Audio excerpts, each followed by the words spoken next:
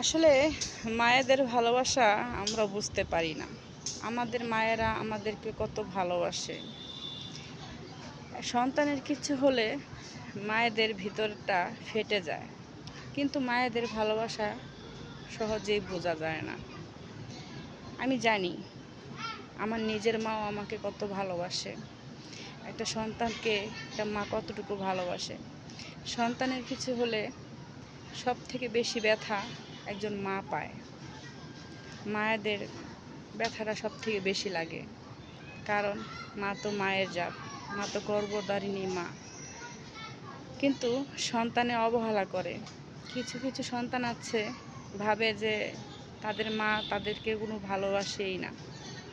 আসলে না, সন্তানরা এরকম ভাবতে পারে, কিন্তু মায়েরা কখনোই একটা সন্তানকে যতটুকু ভালোবাসে, দুইটা তিনটা হলেও ততটুকুই ভালোবাসে। সন্তানদের ভিতরে কোনো তফাৎ নেই।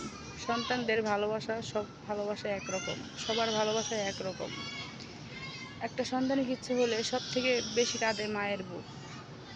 মায়ের ভালোবাসা হয়তো দেখা যায় না, মার বুক ফাটে, কিন্তু মুখ দিয়ে বলতে পারে না তার সন্তানকে সে কতটুকু ভালোবাসে।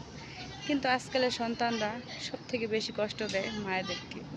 তাই বলি, মায়েদেরকে কষ্ট না দিয়ে মায়েদের মনটা একবার বোঝার চেষ্টা করেন। আমাদের মা আমাদেরকে কতটুকু ভালোবাসে।